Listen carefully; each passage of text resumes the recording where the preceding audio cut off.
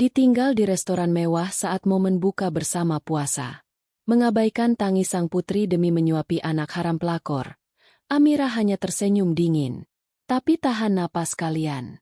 Detik-detik saat black card ditolak di depan kasir dan pengkhianat itu diseret ke aspal jalanan menjadi gelandangan. Adalah balasan karma finansial paling memuaskan tahun ini. Buat yang sudah subscribe, semoga diberi kelancaran rezekinya. Amin. Inilah kisahnya. Namaku Amira Maheswari dan pada usia 32 tahun aku adalah pemilik saham mayoritas absolut dari jaringan restoran Fine Dining International Lechial, sekaligus pendiri firma investasi raksasa yang diam-diam menyuntikkan dana kehidupan ke urat nadi perusahaan suamiku. Di luar sana namaku ditakuti dan dihormati dalam setiap rapat dewan direksi yang menentukan nasib ratusan karyawan. Namun di dalam rumahku sendiri aku menekan ego, menurunkan standarku hingga ke dasar bumi, dan dengan sengaja hidup dalam ilusi sebagai ibu rumah tangga pasif yang hanya pandai memasak dan mengenakan daster lusuh saat menyambut suami pulang kerja. Semuanya demi sebuah kedamaian palsu di dalam sangkar kemunafikan yang mereka sebut sebagai pernikahan. Suamiku Bayu Anggara adalah pria dengan pesona murahan yang dibalut setelan jas Italia. Jas yang ia beli menggunakan kartu kredit ekstensi yang limitnya mutlak aku yang tentukan. Di mata dunia dan di matanya sendiri ia adalah direktur operasional yang jenius, sang kepala keluarga yang gagah, sang pahlawan yang membiayai hidup istrinya yang ia anggap tidak berdaya. Fakta yang sesungguhnya, dia hanyalah sebuah investasi buruk, sebuah instrumen finansial gagal. Dia tidak lebih dari sekadar benalu berwajah tampan yang terus menghisap nutrisi dari permodalan perusahaanku demi mempertahankan ilusi kehebatannya di depan kaca. Lalu ada ibunya, Ibu Ratna. Sosok wanita paruh yang selalu tampil dengan tas bermerek dan kerudung sutra memamerkan ketaatan agamanya di setiap acara pengajian kompleks elit. Di balik senyum suci dan tutur kata lembutnya, ia adalah lintah darat berselimut agama yang sangat tamak. Ia selalu memandang rendah diriku, menganggapku menantu malas yang hanya tahu cara menghabiskan uang hasil jerih payah anaknya. Ia lupa atau lebih tepatnya tidak tahu bahwa lantai marmer yang ia injak setiap hari, mobil Eropa yang mengantarnya arisan dan udara dingin AC sentral yang ia nikmati di rumah itu adalah 100% hasil dari keringatku.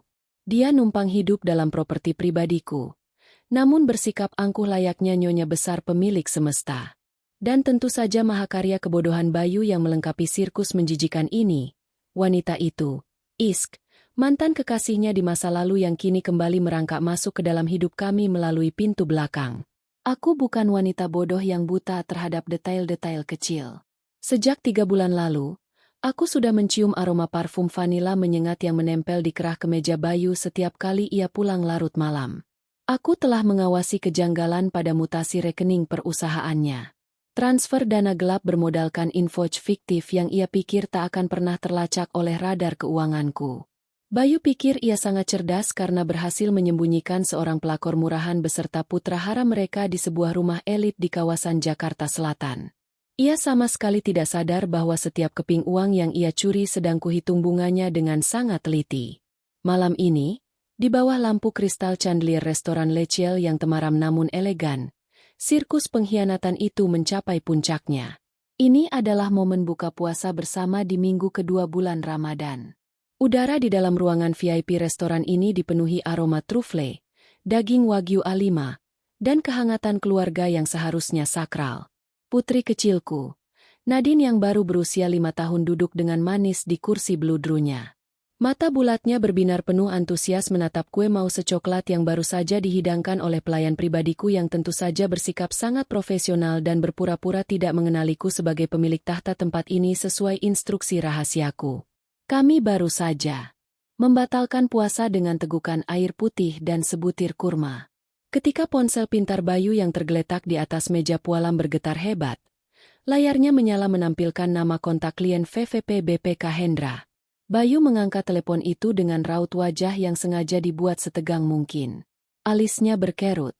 Suaranya direndahkan menjadi bisikan panik yang dilatih dengan baik. Apa sekarang?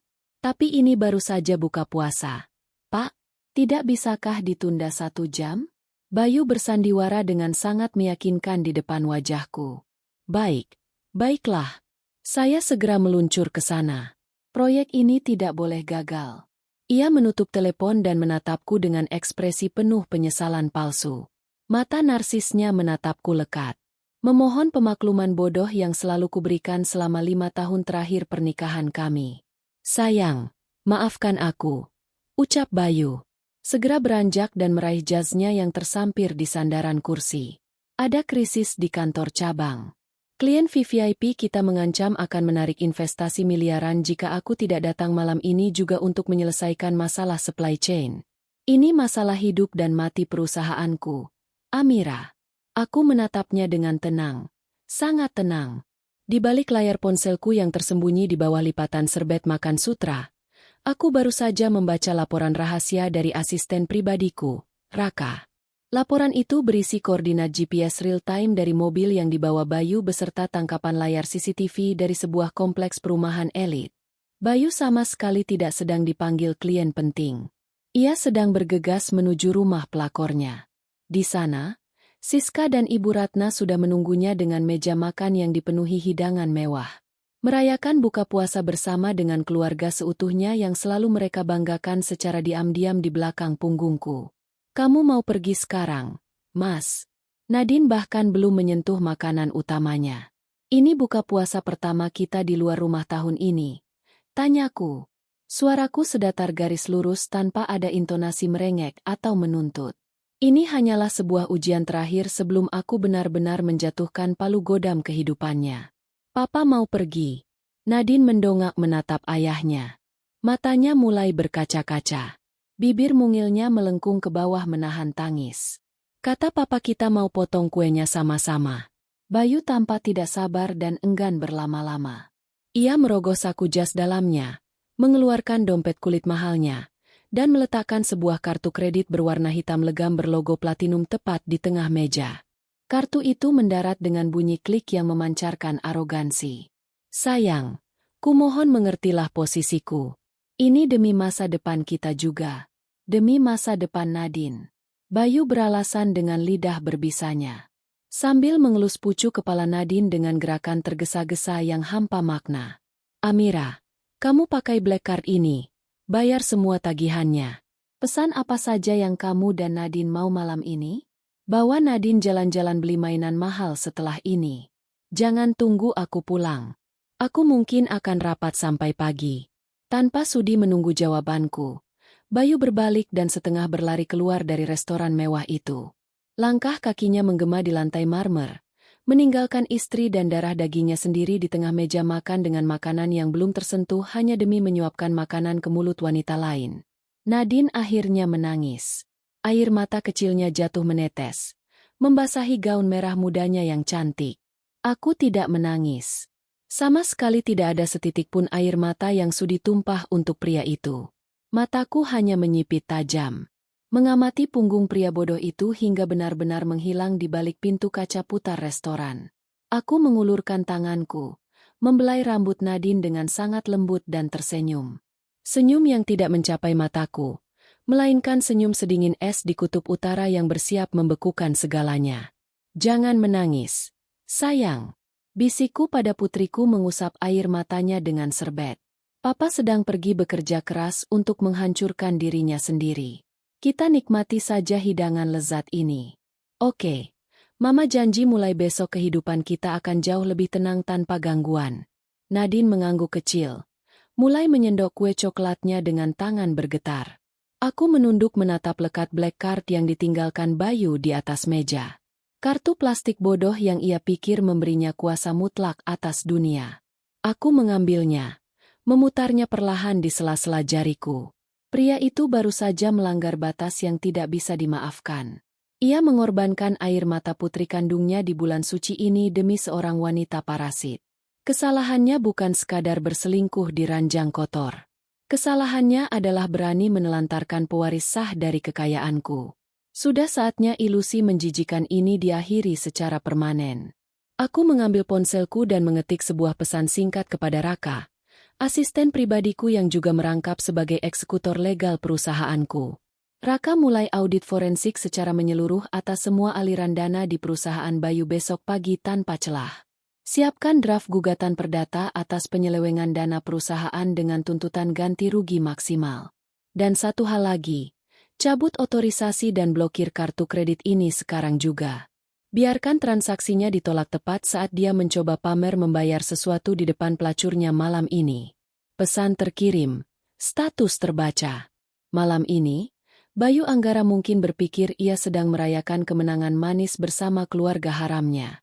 Ia tidak sadar bahwa argometer kehancurannya baru saja dinyalakan dengan kecepatan penuh. Aku akan pastikan saat gema takbir kemenangan tiba bulan depan.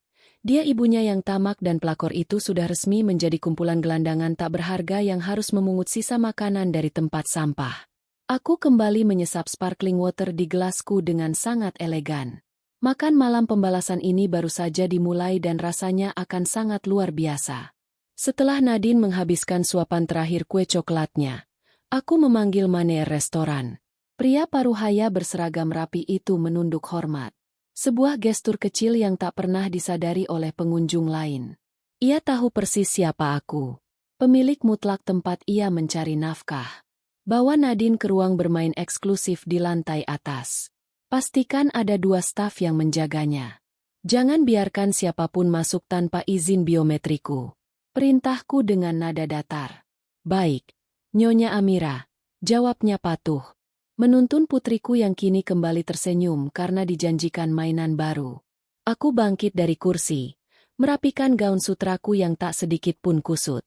Aku berjalan melewati deretan meja tamu VVIP menuju sebuah lorong tersembunyi di balik dinding anggur antik.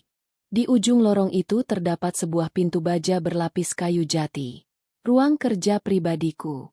Ruangan kedap suara yang menjadi saksi bisu setiap keputusan bisnis bernilai triliunan rupiah. Lampu ruangan menyala otomatis saat aku melangkah masuk.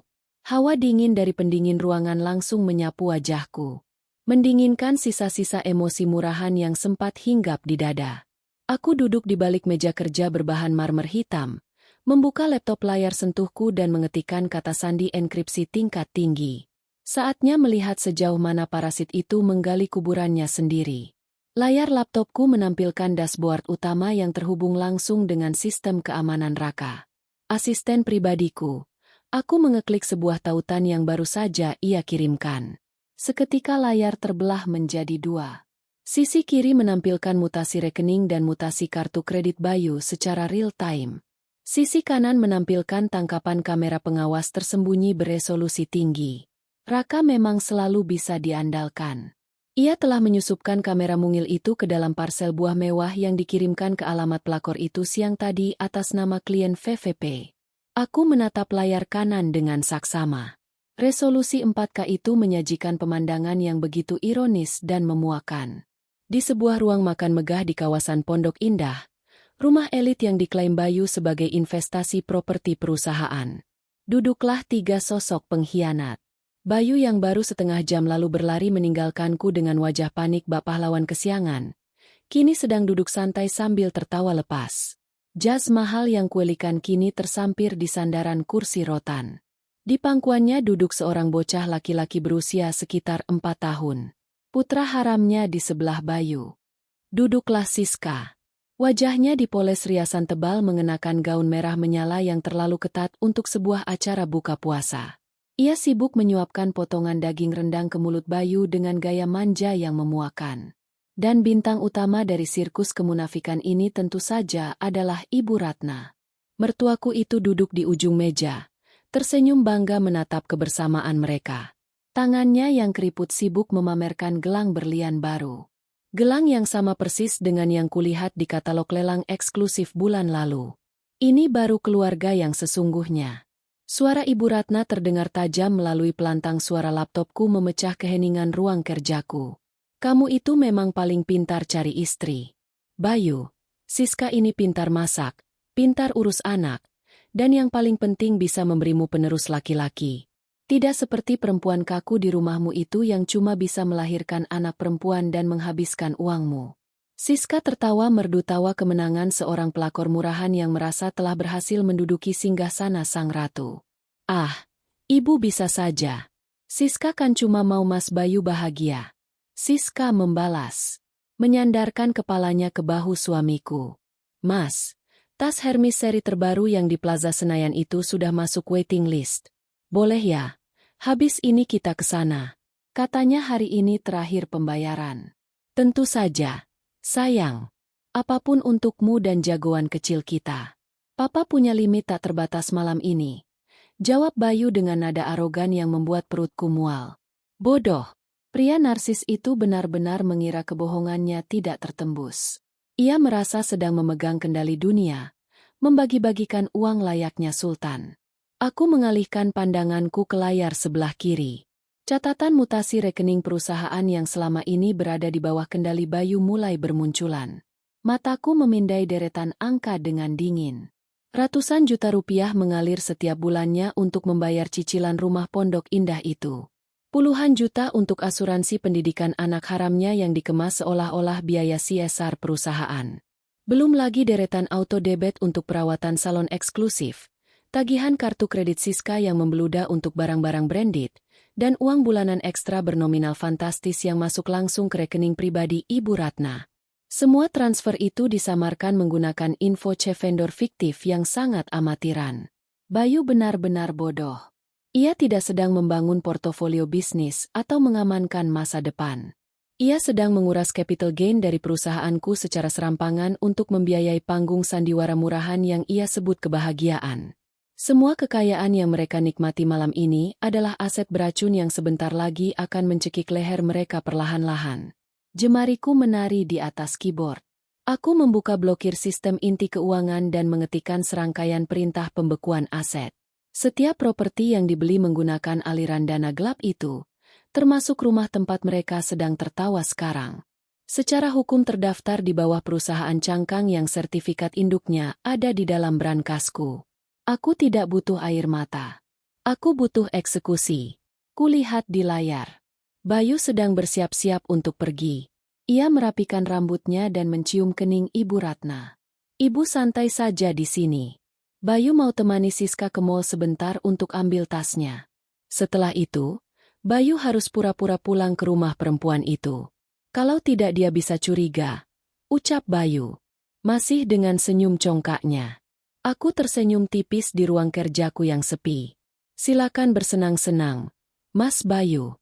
Pergilah ke mall termewah itu. Pamerkan kekayaanmu di depan selingkuhanmu. Aku menekan tombol enter. Sistem langsung memproses instruksiku. Status kartu, deaktivat. Status rekening, frozen. Akses perusahaan, revocat. Semuanya terjadi dalam hitungan milietik. Pria yang merasa menjadi dewa finansial itu baru saja kehilangan seluruh kekuatannya tanpa ia sadari. Ia melangkah keluar dari rumah mewahnya, menggandeng tangan selingkuhannya menuju mobil mewah yang BPKB-nya sebentar lagi akan ditarik oleh tim penagih utangku. Aku menyesap kopi hitamku yang mulai mendingin. Rasanya pahit, namun jauh lebih manis daripada kebohongan yang kudengar malam ini. Pengkhianatan mereka telah melepaskan belenggu moral yang selama ini menahanku untuk menghancurkan ayah dari putriku sendiri. Mereka mengira sedang mencuri dengan cerdik dari seorang istri yang buta, tuli, dan tak berdaya di rumah. Mereka tidak tahu bahwa mereka sedang merampok dari seekor naga yang baru saja terbangun dari tidur siangnya. Naga yang siap membakar habis setiap ilusi kekayaan yang mereka agung-agungkan. Malam ini, di depan kasir butik Hermes yang terang benderang, pria arogan itu akan merasakan ciuman pertama dari kehancurannya dan itu baru sekadar hidangan pembuka. Aku menyandarkan punggungku ke kursi kulit yang empuk, menikmati setiap detik hitung mundur menuju pertunjukan paling memalukan dalam hidup Bayu Anggara. Panggung sudah siap, lampu sorot sudah dinyalakan, dan sang eksekutor hanya perlu duduk manis menyaksikan bida-bida itu runtuh satu demi satu. Cahaya biru dari layar laptop memantul di wajahku, menyoroti senyum tipis yang tak kunjung pudar dari bibirku. Ruang kerja VVP ini begitu sunyi, sangat kontras dengan badai finansial kategori 5 yang baru saja kulepaskan dari ujung jariku. Tombol enter yang kutekan beberapa menit lalu bukanlah sekadar perintah digital biasa. Itu adalah tombol peluncur nuklir yang didesain khusus untuk meluluhlantakan ego, harga diri, dan seluruh fondasi kehidupan Bayu Anggara. Pria yang merasa menjadi raja itu kini tidak lebih dari sekadar pesakitan yang berjalan menuju tiang gantungan tanpa penutup mata. Tiba-tiba sebuah notifikasi enkripsi tingkat tinggi berkedip di sudut kanan bawah layarku. Pesan masuk dari Raka. Asisten pribadiku yang merangkap sebagai anjing pelacak paling mematikan di firma investasiku, Nyonya Amira. Penyadapan perangkat seluler target berjalan sempurna. Saya berhasil mencegat sebuah pesan suara yang baru saja dikirimkan Ibu Ratna ke nomor pribadi Bayu, tepat saat target sedang menyetir menuju pusat perbelanjaan. Saya pikir Anda harus mendengarkannya sebelum saya melampirkannya sebagai bukti tambahan di pengadilan. Aku mengklik file audio tersebut. Suara serak dan sombong Ibu Ratna seketika memenuhi ruangan kedap suara ini membawa serta aroma kemunafikan yang selama ini selalu ia sembunyikan di balik kerudung mahalnya. Bayu, anakku sayang. Suara wanita tua itu terdengar sangat puas diiringi suara tawa kecil Siska di latar belakang. Ibu benar-benar bangga padamu malam ini. Kamu sangat pintar membodohi Amira. Biarkan saja perempuan kaku itu makan berdua dengan anaknya di restoran. Dia itu kan cuma istri pajangan yang tidak tahu apa-apa soal dunia luar. Syukurlah kamu memegang semua kendali keuangannya. Jangan lupa belikan Siska tas yang paling mahal. Ya, dia ini menantu idaman ibu yang sesungguhnya. Kalau bisa pelan-pelan alihkan semua sertifikat rumah atas nama jagoan kecil kita. Biar Amira gigit jari kalau nanti kamu ceraikan. Klik pesan suara berakhir. Hening. Tidak ada air mata yang jatuh menetes membasahi pipiku. Tidak ada isak tangis histeris layaknya tokoh protagonis lemah di sinetron murahan yang meratapi nasibnya karena dikhianati. Darahku memang mendidih, tetapi bukan karena kesedihan. Darahku mendidih oleh gairah pembalasan yang begitu pekat dan absolut. Wanita tua bangka itu benar-benar berpikir bahwa putranya yang berotak medioker itu adalah sang pemegang kendali. Ia menyebutku istri pajangan. Aku tertawa pelan. Tawa yang sangat dingin menggema di dinding-dinding marmer ruang kerjaku bagaikan lonceng kematian. Mereka benar-benar sekelompok parasit yang hidup dalam delusi kronis.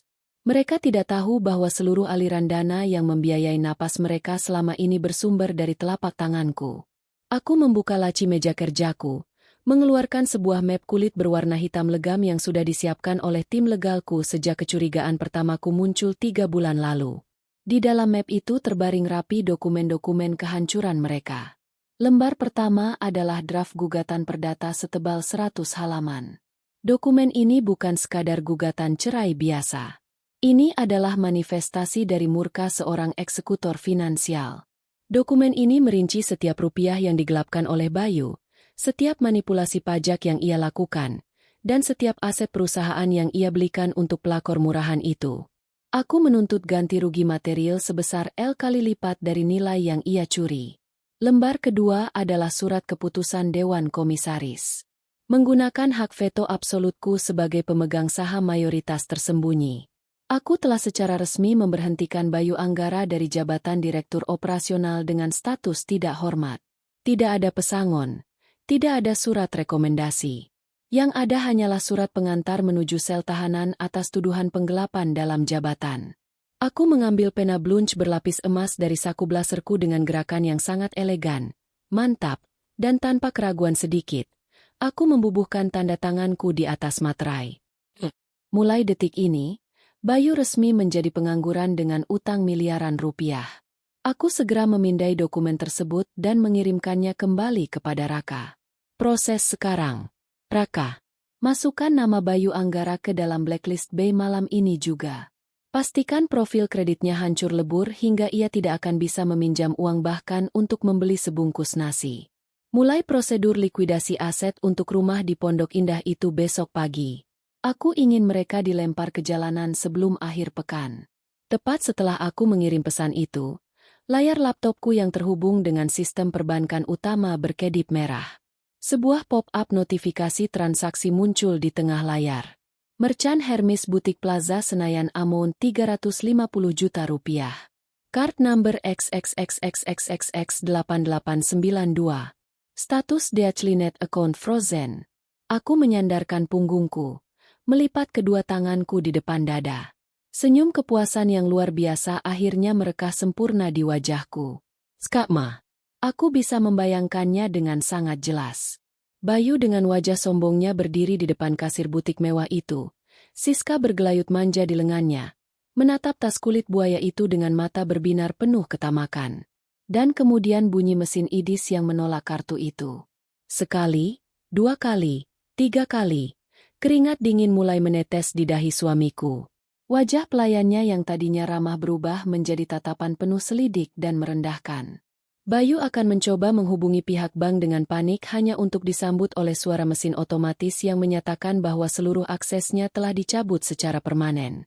Malam ini, status sosial yang ia agung-agungkan baru saja runtuh berkeping-keping di depan mata selingkuhannya sendiri.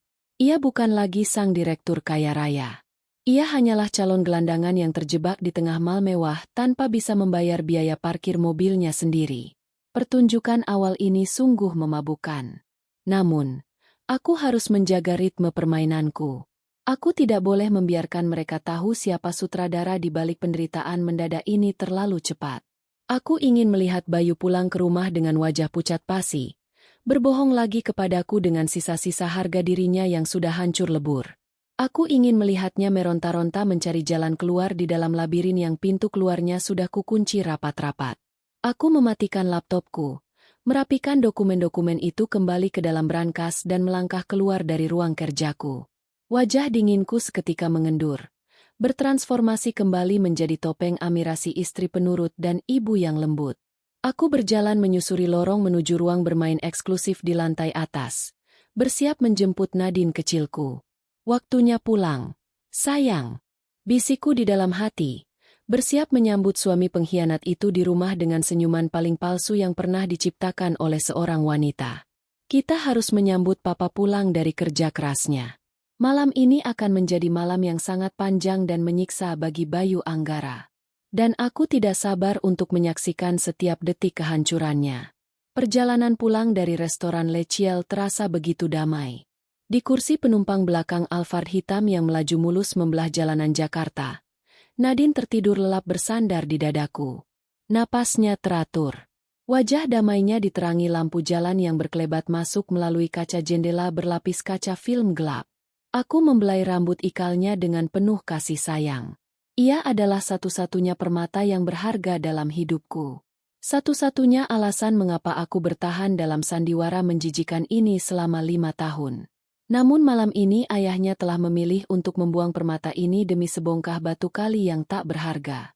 Aku merogoh tas tanganku dan mengeluarkan ponsel pintar khusus yang hanya kugunakan untuk urusan intelijen pribadiku.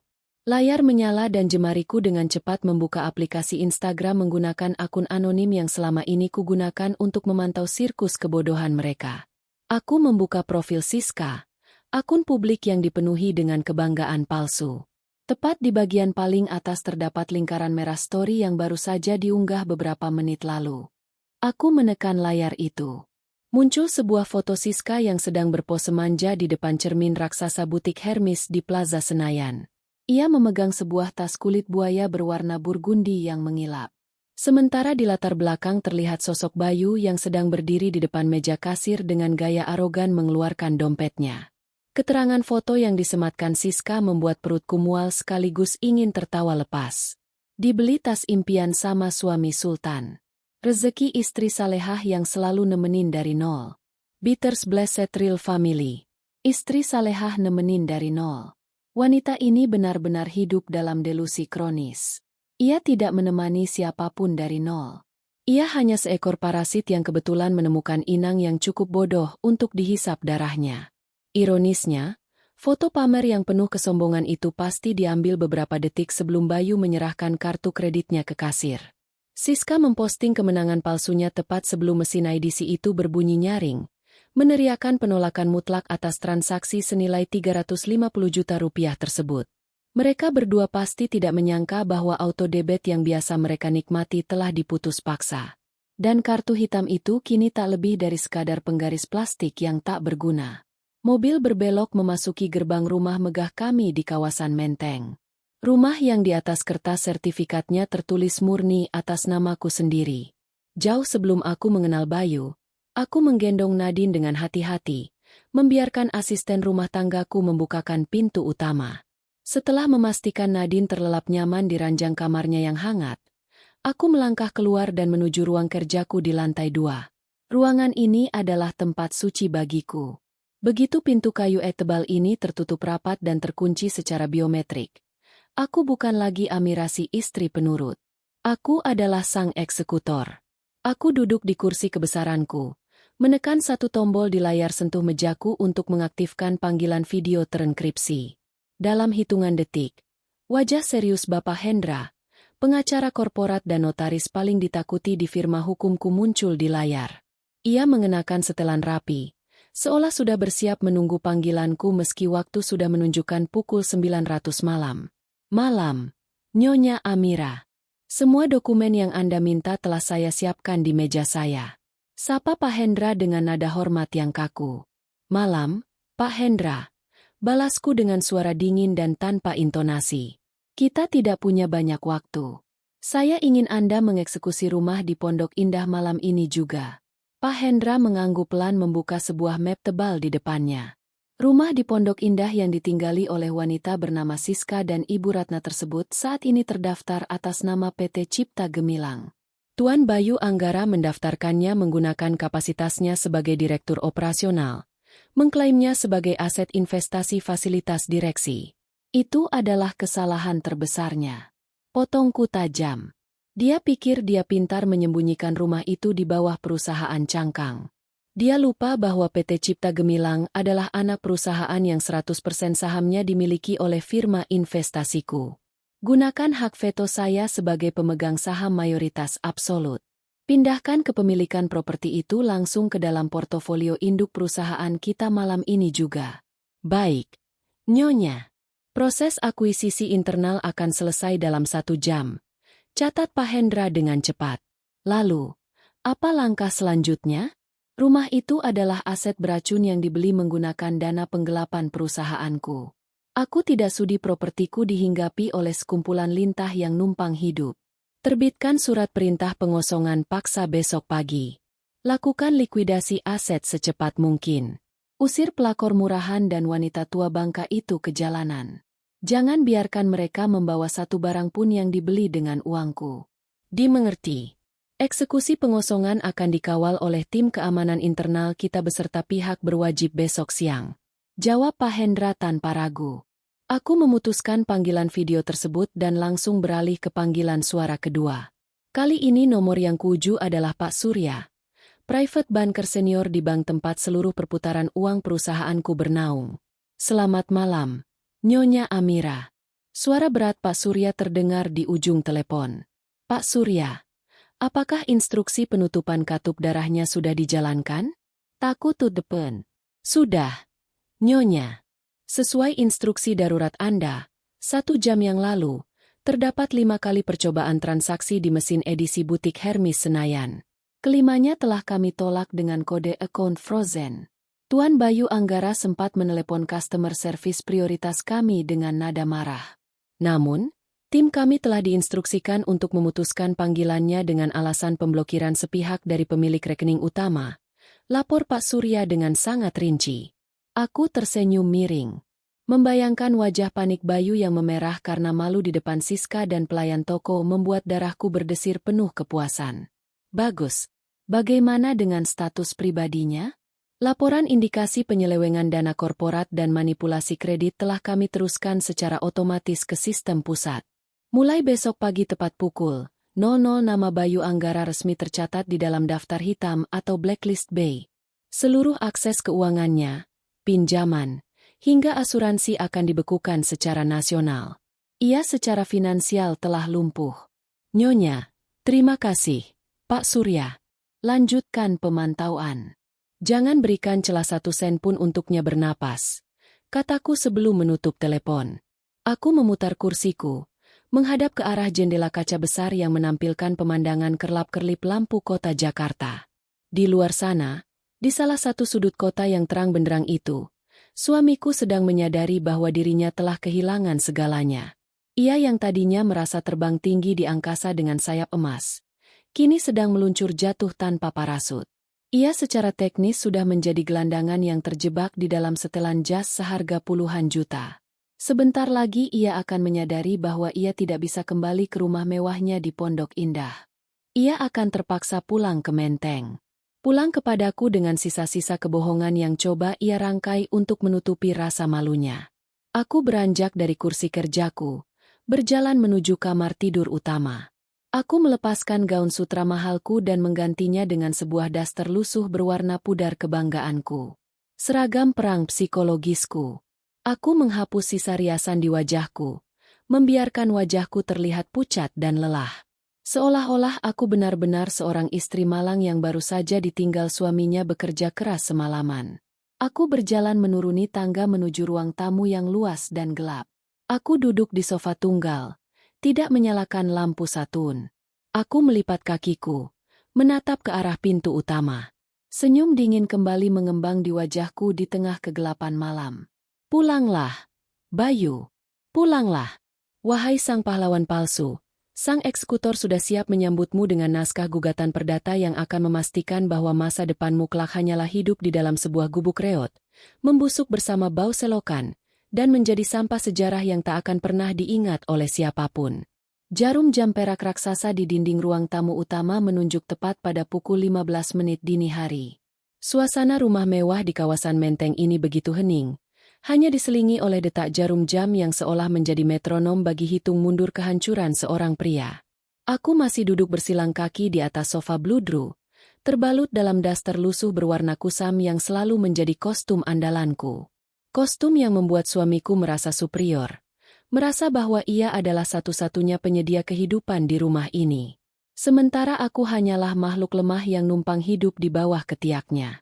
Telingaku yang tajam menangkap suara halus dari mesin mobil Eropa yang memasuki pelataran garasi. Suara ban yang bergesekan dengan lantai batu alam itu menandakan kedatangan sang tuan rumah palsu.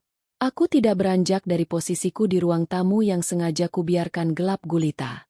Beberapa menit kemudian terdengar suara kunci elektronik yang terbuka. Pintu kayu jati berukir itu terdorong perlahan.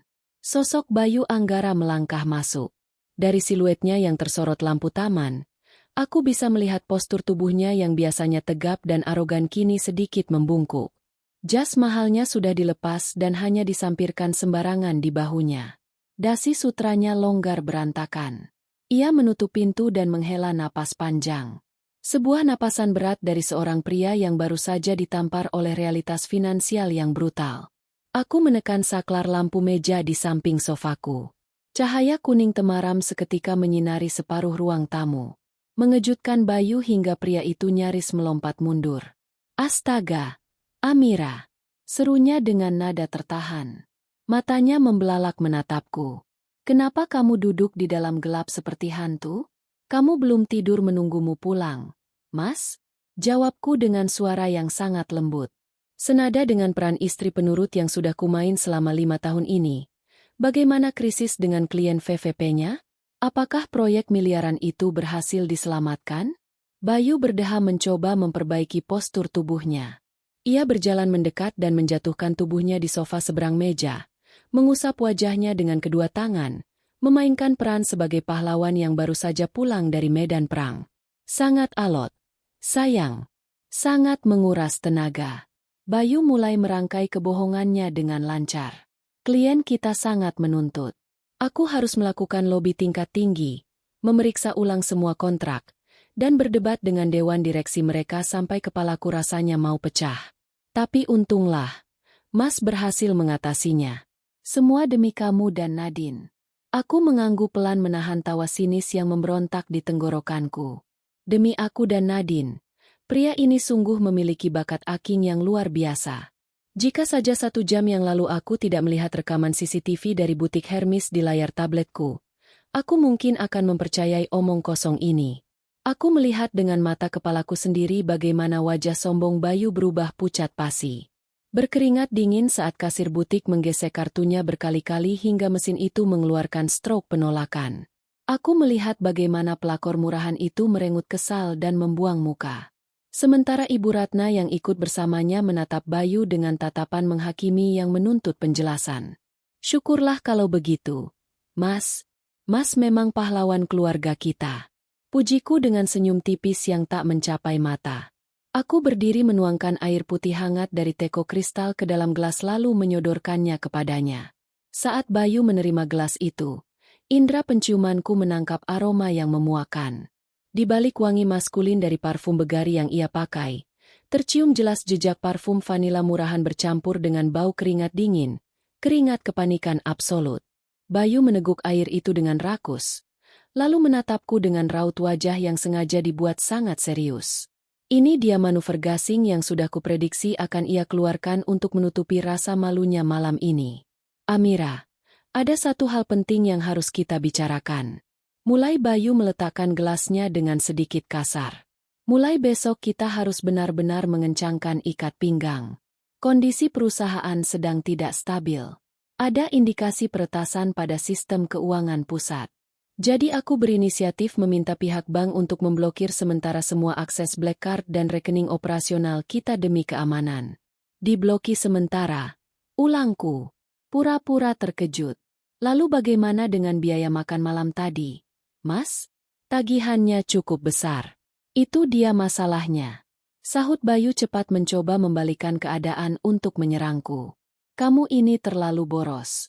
Amira, di saat aku sedang setengah mati menyelamatkan uang perusahaan, kamu malah bersenang-senang menghamburkan uang di restoran semahal itu. Ingat, kekayaan ini tidak datang dari langit. Mulai besok, kurangi belanjamu.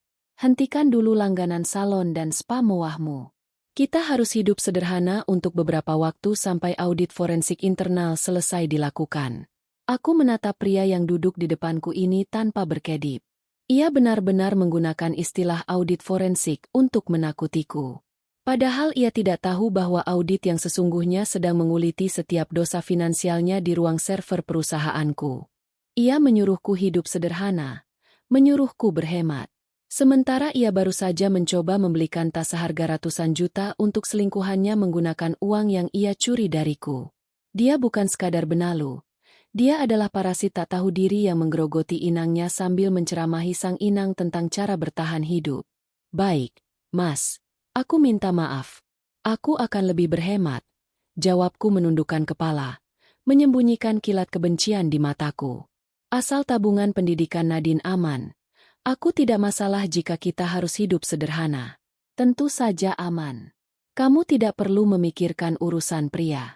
Urus saja rumah dan anak kita dengan benar. Balas Bayu dengan nada merendahkan, merasa telah memenangkan argumen dan berhasil menutupi aibnya malam ini. Bayu bangkit berdiri meraih jasnya. Saat ia mengangkat jas itu, sebuah ponsel di saku dalamnya bergetar hebat.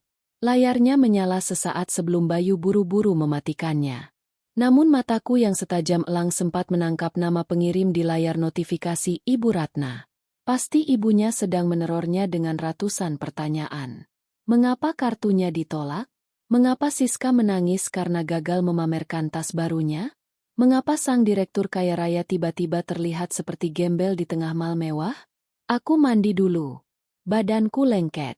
Kata Bayu tergesa-gesa menghindari kontak mata denganku dan setengah berlari menaiki tangga menuju lantai 2. Aku menatap punggungnya yang perlahan menghilang di balik tikungan tangga. Senyum dingin yang sedari tadi kutahan akhirnya mengembang sempurna di wajahku. Aku merapikan gelas bekas minumnya dengan perlahan, mengamati sisa air di dalamnya. Nikmatilah tidurmu malam ini, Bayu Anggara. Nikmatilah ilusi kendali yang kau pikir masih kau genggam erat-erat. Kau boleh menipuku dengan dongeng tentang krisis perusahaan. Tapi kau tidak bisa menipu sistem perbankan yang telah memasukkan namamu ke dalam blacklist BEI secara permanen. Dokumen gugatan perdata yang kusiapkan telah terkunci rapat di dalam brankasku. Menunggu pagi hari untuk dikirimkan secara resmi ke mejamu. Kau menyuruhku untuk bersiap hidup sederhana? Tentu saja aku akan hidup sederhana. Tanpa gangguan benalu sepertimu. Namun bagimu, kesederhanaan yang menantimu bukanlah penghematan kelas menengah, melainkan sebuah gubuk reot di pinggiran kota yang beraroma bau selokan. Kau dan selingkuhanmu yang hina itu akan segera mengerti arti sebenarnya dari kata gelandangan. Dan ibumu yang tamak itu akan segera belajar bahwa gelar nyonya besar tidak bisa dibeli dengan uang curian. Apalagi jika uang itu dicuri dari wanita yang memiliki kekuatan mutlak untuk menjadikannya sampah sejarah. Aku mematikan lampu ruang tamu, membiarkan rumah ini kembali ditelan kegelapan. Pertunjukan kebohongan sang pahlawan palsu malam ini sungguh memukau. Namun, Babak eksekusi yang akan kumainkan esok hari akan jauh lebih spektakuler. Pagi ini, sinar matahari Jakarta menembus celah gorden kamarku, menyinari sisi ranjang yang sudah kosong. Bayu Anggara telah pergi sebelum aku sempat membuka mata. Sebuah kebiasaan baru dari seorang pria pengecut yang sedang menghindari tatapan istrinya setelah kebohongannya nyaris terbongkar semalam. Ia pasti berlari menuju kantor pusat, berharap bisa memanipulasi sistem IT perusahaan untuk membuka kembali akses keuangannya. Ia tidak tahu bahwa akses itu tidak sekedar ditutup. Akses itu telah dihanguskan hingga ke akar-akarnya. Aku bangkit dari ranjang, melepaskan daster lusuh yang semalaman membungkus tubuhku. Seragam kepalsuan itu telah menunaikan tugasnya dengan sempurna. Hari ini aku tidak lagi membutuhkan belas kasihan palsu dari pria berotak udang itu. Hari ini aku adalah sang eksekutor. Sambil menyesap kopi espresso ganda di meja rias, jemariku kembali menari di atas layar ponsel. Aku membuka akun anonimku dan memeriksa aktivitas pelakor murahan itu di media sosial. Siska rupanya tidak membiarkan insiden memalukan di butik Hermes semalam merusak ambisi sosialitanya. Tepat di layar ponselku terpampang sebuah video live yang baru saja ia mulai 10 menit yang lalu. Halo besti-besti semua. Hari ini aku dan Mas Bayu mengadakan open house kecil-kecilan di rumah baru kami di Pondok Indah. Sekalian syukuran atas rezeki yang melimpah. Sapa Siska ke arah kamera dengan nada manja yang dibuat-buat. Kamera berputar, memamerkan ruang tamu luas yang dihiasi bunga-bunga segar impor, deretan makanan catering mewah yang tertata rapi di atas meja panjang, dan sekelompok wanita sosialita yang sedang tertawa memegang gelas kristal. Di sudut ruangan terlihat Ibu Ratna sedang memamerkan perhiasan emasnya kepada teman-teman arisannya. Wanita tua itu tertawa paling keras, merasa dirinya adalah nyonya besar dari sebuah dinasti kekayaan yang tak berujung. Aku menatap layar itu dengan tatapan sedingin es. Syukuran open house. Mereka sedang mengadakan pesta perayaan di atas tanah yang sertifikat aslinya sedang tergeletak di dalam brankasku. Mereka mengundang tamu-tamu untuk memamerkan rumah yang statusnya kini adalah aset beracun dalam antrean likuidasi aset. Sungguh sebuah ironi yang memabukkan. Mereka sedang menari-nari di atas kuburan finansial mereka sendiri. Sebuah ketukan pelan di pintu ruang kerjaku membuyarkan lamunanku. Raka melangkah masuk dengan setelan jas abu-abu gelap. Membawa sebuah koper perak yang selalu ia gunakan untuk membawa dokumen-dokumen berklasifikasi rahasia.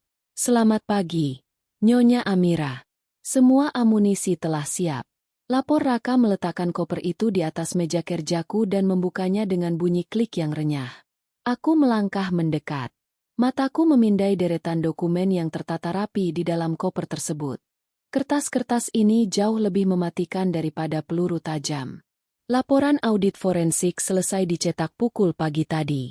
Nyonya Raka menyerahkan sebuah map merah tebal. Total dana yang diselewengkan oleh target selama 3 tahun terakhir mencapai angka 1.850 juta rupiah. Dana tersebut dialirkan melalui 7 vendor fiktif dan digunakan untuk membeli properti Pondok Indah, mobil sport atas nama Siska, dan transfer rutin bulanan ke rekening pribadi Ibu Ratna. Aku mengusap sampul map merah itu. 12 miliar lebih. Bayu benar-benar parasit yang rakus. Ia menggigit tangan yang memberinya makan hingga nyaris menembus tulang. Dan surat pemecatannya tanya kudar. Sudah ditandatangani oleh seluruh Dewan Komisaris pagi ini menggunakan hak veto Anda. Bayu Anggara resmi diberhentikan secara tidak hormat terhitung pukul 00 pagi tadi. Akses ID card, email korporat, dan fasilitas kendaraan dinas sudah kami cabut. Tim keamanan kantor pusat saat ini sedang menunggu instruksi Anda untuk membersihkan mejanya dan membuang barang-barangnya ke lobi. Jelas Raka tanpa ekspresi. Aku mengangguk puas. Lalu, bagaimana dengan status perbankannya? Raka mengeluarkan selembar dokumen resmi berlogo Otoritas Perbankan. Ini konfirmasi resmi dari pihak bank. Nama Bayu Anggara telah masuk ke dalam sistem blacklist BI dengan kategori kredit macet dan indikasi fraud. Sistem auto debit untuk seluruh asuransi dan cicilan pribadinya telah gagal bayar. Secara administratif, ia sudah hancur lebur. Dokumen terakhir yang ditarik Raka adalah dokumen yang paling kutunggu. Sebuah surat perintah pengosongan properti berstempel merah terang.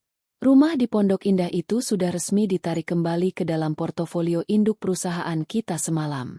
Lanjut Raka. Sesuai prosedur gugatan perdata, mereka menempati properti perusahaan tanpa hak hukum. Tim legal kita dibantu oleh aparat kepolisian dan bodyguard swasta sudah berada dalam posisi standby di radius 500 m dari lokasi open house tersebut. Aku mengambil surat perintah pengosongan itu. Jemariku menelusuri deretan huruf yang diketik tebal. Undangan menuju neraka sudah dicetak dan aku sendiri yang akan mengantarkannya ke tangan mereka. Bagus, Raka. Persiapkan mobilnya. Kita berangkat menuju Pondok Indah sekarang. Perintahku mutlak. Raka menunduk hormat dan segera meninggalkan ruangan. Aku kembali ke meja rias. Jika selama ini Bayu selalu melihatku sebagai istri kusam yang tak tahu cara merias diri, maka hari ini ia akan melihat reinkarnasi dari iblis yang ia ciptakan sendiri. Aku mengenakan setelan jas wanita rancangan desainer Paris berwarna navy blue yang sangat tajam dan presisi memancarkan aura kekuasaan absolut. Rambutku yang biasa kuikat asal-asalan kini ditata lurus dan elegan. Aku mengulaskan lipstik berwarna merah gelap, warna darah dari sebuah kemenangan yang mutlak. Aku menyematkan sebuah bros berlian asli di kerah jasku. Berlian yang nilainya bisa membeli 10 tas Hermes murahan yang dibanggakan Siska semalam. Aku menatap bayanganku di cermin. Sosok yang balas menatapku adalah seorang miliarder, seorang CEO, dan seorang hakim yang akan menjatuhkan vonis mati secara finansial. Tidak ada lagi sisa-sisa Amira yang menahan tangis di meja restoran. Yang tersisa hanyalah kalkulasi yang dingin. Siska sedang berpesta merayakan kekayaan instannya. Ibu Ratna sedang tertawa memamerkan putra kebanggaannya. Bayu sedang berkeringat di kantor mencoba menutupi kebobrokannya. Mereka semua adalah sekumpulan benalu yang lupa bahwa pohon tempat mereka bergantung bisa tumbang dan menimpa mereka kapan saja. Matahari semakin meninggi di langit Jakarta. Pesta mereka pasti sedang mencapai puncaknya. Tamu-tamu sedang menikmati hidangan, memuji-muji kemegahan rumah yang sebentar lagi akan digembok. Aku meraih koper perak itu dan melangkah keluar dari kamarku dengan langkah yang menggema tegas di lantai marmer. Aku menghentikan langkahku sejenak di depan pintu kamar putriku. Nadine sedang asyik bermain dengan pengasuhnya. Tertawa riang tanpa beban. Aku tersenyum tulus membiarkan sekelumit kehangatan menyentuh hatiku. Mama pergi sebentar ya. Sayang, bisikku dari ambang pintu. Mama harus membuang sampah-sampah berbau busuk yang berani mengganggu ketenangan keluarga kita. Nanti malam kita makan malam berdua lagi dengan suasana yang jauh lebih bersih. Nadine melambaikan tangan kecilnya. Lambaian itu menjadi energi tambahan bagiku. Pria yang telah membohongi dan meninggalkan gadis kecil ini demi seorang anak haram tidak pantas mendapatkan belas kasihan. Bahkan meski ia memohon sambil berdarah-darah sekalipun, ia akan kuseret dari singgasana ilusinya. Kucabut seluruh hak istimewanya dan kubiarkan ia membusuk di sudut jalanan kota sebagai sampah sejarah. Aku berbalik dan berjalan menuruni tangga utama. Sopir pribadiku sudah membukakan pintu mobil Rolls-Royce Phantom hitam di pelataran garasi. Raka duduk di kursi depan. Matanya fokus pada tablet yang memantau pergerakan tim keamanan di lapangan. Aku masuk ke dalam kabin yang sejuk dan mewah itu, menyandarkan punggungku dan menatap jalanan yang mulai terbentang. Jalanan ini akan mengantarkanku langsung ke jantung perayaan mereka. Pesta open house itu akan menjadi panggung eksekusi termah yang pernah disaksikan oleh lingkaran sosialita Jakarta. Siapkan mentalmu, Bayu Anggara dan kau Siska. Karena setelah hari ini tempat yang paling layak bagi kalian hanyalah sebuah gubuk reot di pinggir kota. Cicipilah kemenangan terakhir kalian sebelum resmi menjadi gelandangan. Mobil Rolls-Royce Phantom hitam ini kedap suara. Mengisolasi diriku dari hiruk-pikuk jalanan Jakarta yang mulai memanas. Di balik kaca gelapnya, aku duduk bersilang kaki, menikmati sensasi dingin dari setelan jas mahalku yang membalut tubuh. Rasanya seperti terlahir kembali. Bertahun-tahun aku menekan jati diriku, menyembunyikan taringku di balik daster lusuh demi menjaga ego seorang pria mediocre. Kini sang eksekutor telah sepenuhnya mengambil alih kemudi pangkuanku. Layar tablet beresolusi tinggi menampilkan dua dunia yang sebentar lagi akan bertabrakan dalam sebuah tragedi finansial yang indah. Raka telah membagi layarku menjadi dua fat langsung. Sisi kiri menayangkan kamera keamanan dari kantor pusat perusahaanku. Menara kaca 40 lantai di Sudirman. Di sana suamiku Bayu Anggara sedang mempertontonkan tarian kepanikan yang sangat menghibur. Jasnya kusut. Rambutnya yang biasa klimis kini berantakan karena terus-menerus diusap dengan kasar. Ia sedang berdiri di depan meja kepala divisi keuangan, menggebrak meja kaca itu dengan wajah merah padam. Meski audionya tidak terdengar, Raka telah menyambungkan sistem perpesanan internal ke layarku. Aku bisa membaca transkrip percakapan mereka secara real-time. Buka blokir rekening operasional saya sekarang juga. Saya ini direktur operasional. Ada tagihan catering dan vendor yang harus saya bayar pagi ini. Bentak Bayu dalam transkrip tersebut. Kepala divisi keuangan yang merupakan orang kepercayaanku mengetik balasan dengan tenang menunjukkan layar komputernya kepada Bayu. Maaf, Pak Bayu. Akses Anda telah dicabut secara permanen sejak pukul pagi. Berdasarkan hasil audit forensik darurat, Anda terindikasi melakukan penggelapan dana. Pemegang saham absolut telah menggunakan hak veto untuk membekukan seluruh aset Anda. Wajah Bayu di layar CCTV itu memucat seketika. Seolah seluruh darah di tubuhnya baru saja tersedot habis. Ia mencabut paksa ID card eksekutifnya dan berlari menuju lift khusus direksi. Ia menempelkan kartu itu pada pemindai biometrik. Lampu merah berkedip menyala. Akses denied. Pria yang selalu menganggap dirinya sebagai dewa bisnis itu, kini tidak bisa melangkah lebih jauh dari lobi. Dua orang petugas keamanan berbadan tegap mulai mendekatinya, memintanya dengan tegas untuk mengemasi barang pribadinya ke dalam sebuah kardus kecil. Karirnya tamat. Masa depannya sebagai eksekutif kini resmi menjadi sampah sejarah. Bahkan namanya yang sudah masuk ke dalam daftar blacklist BI memastikan ia tidak akan pernah lagi duduk di kursi empuk perusahaan manapun. Sementara itu, di sisi kanan layar tabletku, panggung komedi yang tak kalah memalukan sedang berlangsung. Kamera tersembunyi di rumah pondok indah itu menyorot pelakor murahan bernama Siska yang sedang sibuk melayani teman-teman sosialitanya.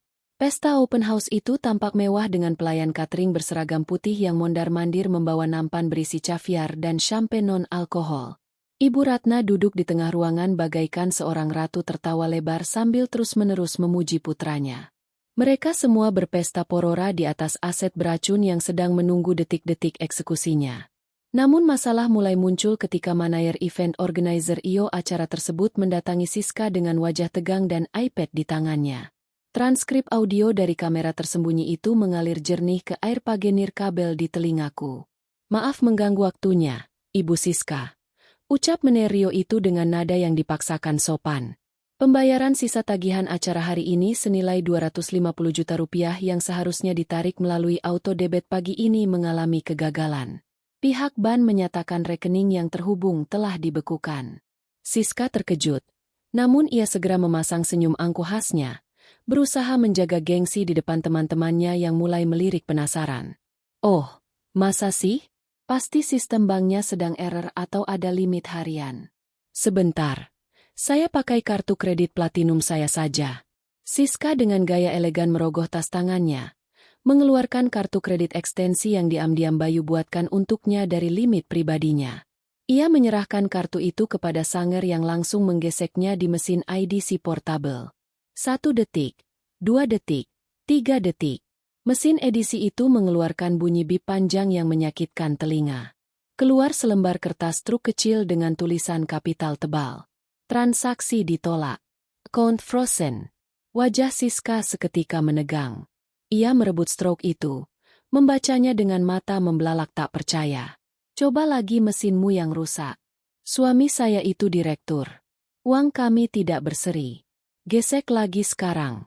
Desisnya dengan nada panik bercampur marah. Maner itu menurut mencoba menggeseknya untuk kedua dan ketiga kalinya. Hasilnya tetap sama. Transaksi ditolak. Tamu-tamu mulai berbisik. Beberapa sosialita yang tadinya memuji-muji hidangan mewah itu kini saling pandang dengan tatapan meremehkan dan cibiran pelan. Ibu Ratna yang tadinya tertawa paling keras kini terdiam. Wajahnya berubah bingung dan cemas melihat menantu kesayangannya dipermalukan oleh sebuah mesin IDC. Maaf, Bu. Kartu ini sudah tidak bisa digunakan. Jika ibu tidak bisa melunasi sisa pembayaran ini sekarang juga, sesuai kontrak, kami terpaksa harus menghentikan layanan catering dan menarik semua properti acara kami. Ancam Menerio itu dengan suara yang cukup keras hingga terdengar oleh seluruh ruangan. Siska gemetar. Ia mengambil ponselnya dan menelepon Bayu dengan tergesa-gesa. Aku melirik layar kiriku. Di sana Bayu sedang diseret keluar oleh petugas keamanan dengan kardus di tangannya. Ponselnya berdering di dalam saku tanpa bisa ia angkat. Sempurna. Jaring yang kutebar telah menjerat mereka dari kedua sisi. Pria benalu itu hancur di kantornya. Sementara sang parasit dipermalukan di depan umum.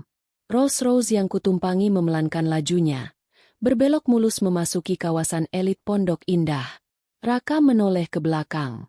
Kita sudah sampai di lokasi. Nyonya Amira.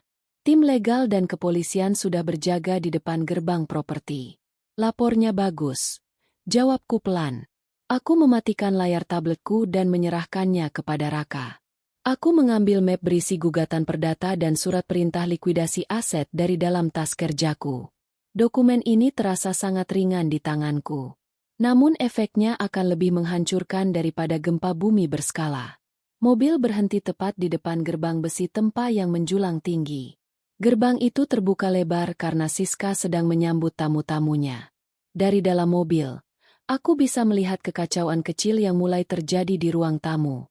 Menerio tampak memerintahkan stafnya untuk mulai membereskan piring-piring makanan. Sementara Siska berteriak-teriak histeris, melarang mereka membawa pergi makanan tersebut. Ibu Ratna memegangi dadanya. Wajahnya memerah menahan malu di hadapan teman-teman arisannya yang kini mulai beranjak pulang satu persatu. Sopirku keluar dan membukakan pintu untukku. Aku melangkahkan kakiku yang dibalut sepatu hak tinggi Christian Louboutin ke atas aspal. Udara panas Jakarta menyambutku. Namun hatiku terasa sedingin es. Aku mengisyaratkan Raka dan dua bodyguard berbadan tegap untuk mengikutiku di belakang. Kami berjalan melewati gerbang. Menyusuri jalan setapak berbatu alam menuju pintu utama yang terbuka lebar. Kehadiranku yang tiba-tiba dikelilingi oleh pria-pria bersetelan gelap langsung menyita perhatian semua orang di ruangan itu. Siska menoleh. Matanya yang dilapisi maskara tebal membulat sempurna saat melihatku. Ia mengenali wajahku dari foto-foto pernikahan Bayu. Wajahnya yang sudah pucat karena insiden penolakan kartu tadi kini berubah menjadi seputih kertas. Ibu Ratna yang sedang duduk lemas di sofa ikut menoleh. Matanya membelalak lebar. Mulutnya terbuka sedikit. Amira, apa yang kamu lakukan di sini? Serunya dengan nada yang merupakan campuran antara keterkejutan dan kemarahan. Aku melangkah masuk dengan tenang, berdiri tepat di tengah-tengah ruang tamu yang penuh dengan dekorasi murahan itu. Aku mengedarkan pandanganku ke sekeliling, menatap setiap inci dari portofolio properti yang diam-diam dicuri dariku sebelum akhirnya mengunci tatapanku pada mata wanita tua yang sombong itu. Selamat pagi, Ibu Mertua. Selamat pagi, Siska. Sapaku dengan suara yang sangat elegan, dingin, dan menggema di seluruh ruangan. Aku mengangkat map merah di tanganku tinggi-tinggi. Saya hanya datang untuk mengusir orang-orang yang numpang hidup di properti perusahaan saya. Pesta perayaan pencurian kalian sudah selesai. Sekarang kemasi barang kalian dan keluar dari rumah saya sebelum saya menyeret kalian layaknya gelandangan. Eksekusi baru saja dimulai dan wajah-wajah ketakutan mereka adalah mahakarya terindah yang pernah kusaksikan. Hening. Ruang tamu megah itu mendadak kehilangan nyawanya. Pernyataanku barusan bagaikan mantra pembeku yang menyapu seluruh sisa keangkuhan di ruangan ini. Beberapa sosialita teman Siska yang masih tersisa segera mempercepat langkah. Berhamburan keluar melalui pintu samping layaknya tikus yang mencium bau asap kebakaran. Mereka tahu berada di sekeliling skandal adalah mimpi buruk bagi reputasi. Ibu Ratna masih mematung. Mulutnya kembang kempis mencoba memproses kata-kataku. Amira, mengusir kami. Kamu ini bicara apa? Dasar perempuan gila. Ini rumah anakku. Bayu yang membelinya dengan keringatnya sendiri. Bentaknya dengan suara bergetar mencoba mempertahankan sisa wibawanya yang mulai keropos. Siska, sang pelakor murahan melangkah maju dengan wajah memerah. Ia berkacak pinggang. Menatapku dari atas ke bawah. Oh, Jadi ini istri sah yang sering diceritakan Mas Bayu. Penampilanmu boleh juga hari ini. Biasanya kan Mas Bayu bilang kamu cuma perempuan membosankan yang bau dapur dan selalu pakai dus terlusuh. Kamu pikir dengan bawa bodyguard sewaan kamu bisa mengklaim rumah ini? Satpam, tolong usir perempuan halu ini. Tidak ada satpam yang datang. Seluruh petugas keamanan kompleks telah dikoordinasikan oleh timku. Aku tersenyum sinis, melangkah dengan gemulai menuju sofa tunggal berbahan kulit asli di tengah ruangan. Satu-satunya kursi yang memancarkan aura kekuasaan. Aku duduk menyilangkan kaki, menata jasna navy blue rancangan desainerku dan menatap mereka layaknya seorang ratu yang sedang memandangi sampah sejarah. Duduklah, Siska. Nikmati sofa itu untuk terakhir kalinya. Sebelum statusmu resmi berubah menjadi gelandangan. Ucapku tenang. Rumah ini beserta seluruh isinya terdaftar atas nama PT Cipta Gemilang. Dan PT Cipta Gemilang adalah anak perusahaan firma investasiku. Kalian tidak sedang berada di rumah Bayu. Kalian sedang numpang hidup di atas portofolio propertiku. Bohong. Pekik Ibu Ratna menunjuk wajahku dengan jari telunjuknya yang dipenuhi cincin emas. Anakku itu direktur. Dia kaya raya. Kamu cuma benalu yang beruntung dinikahinya. Belum sempat aku membalas hinaan wanita tua yang buta realitas itu. Terdengar suara decit rem mobil yang berhenti mendadak di pekarangan depan. Pintu utama yang setengah terbuka didorong dengan kasar. Sosok Bayu Anggara terhuyung masuk. Wajahnya sekusam aspal jalanan. Keringat bercucuran membasahi kemejanya yang berantakan. Ia tidak lagi mengenakan jas direkturnya. Di kedua tangannya, ia memeluk sebuah kardus kecil berisi barang-barang pribadi dari meja kerjanya. Napasnya terengah-engah. Matanya memancarkan kepanikan absolut. Ibu Siska. Suara Bayu parau dan pecah. Seolah baru saja menelan pecahan kaca. Ia belum menyadari kehadiranku yang duduk membelakangi pintu masuk. Aku hancur, Bu. Aku dipecat dengan tidak hormat. Semua kartuku diblokir. Perusahaan tiba-tiba melakukan audit forensik dan komisaris utama menggunakan hak veto untuk membekukan seluruh asetku. Mereka menuduhku menggelapkan dana. Aku tidak punya apa-apa lagi. Ibu Ratna memekik histeris. Nyaris jatuh pingsan jika Siska tidak segera menahan lengannya. Apa maksudmu, Bayu? Lalu bagaimana dengan rumah ini? Bagaimana dengan masa depan kita? Jerit Siska. Wajahnya kini sepucat mayat. Bayu menjatuhkan kardusnya ke lantai. Bunyi barang-barang plastik yang berserakan memecah kesunyian. Ia memutar tubuhnya, mencari tempat untuk bersandar. Dan saat itulah pandangannya membentur sosokku. Matanya melebar hingga nyaris keluar dari kelopaknya. Rahangnya jatuh. Ia melihatku duduk di kursi utama diapit oleh Raka dan dua bodyguard berwajah batu. Penampilanku yang berkuasa dan elegan sangat kontras dengan gambaran istri penurut yang selama ini ia injak-injak harga dirinya. Amira, bisik Bayu. Suaranya nyaris tak terdengar. Apa? Apa yang kamu lakukan di sini? Kenapa kamu bersama Raka? Raka itu asisten eksekutif komisaris utama. Aku tidak menjawab. Aku hanya menyandarkan punggungku dan memberikan isyarat kecil melalui lirikan mata kepada Raka. Raka melangkah maju membuka map merah yang sedari tadi ia pegang. Suaranya yang bariton dan resmi menggema bagaikan ketukan palu hakim di ruang sidang. Tuan Bayu Anggara, perkenalkan Nyonya Amira Maheswari. Beliau adalah komisaris utama, pemegang saham mayoritas absolut dan pemilik sah dari seluruh entitas perusahaan tempat Anda pernah bekerja. Beliau jugalah sang eksekutor yang baru saja menandatangani surat pemecatan Anda. Brok. Lutut Bayu lemas tak bertulang. Ia jatuh terduduk di atas lantai marmer tepat di sebelah kardus rongsokannya. Ia menatapku dengan tatapan kosong. Seolah baru saja melihat hantu dari masa lalu yang datang untuk mencabut nyawanya. Tidak, tidak mungkin.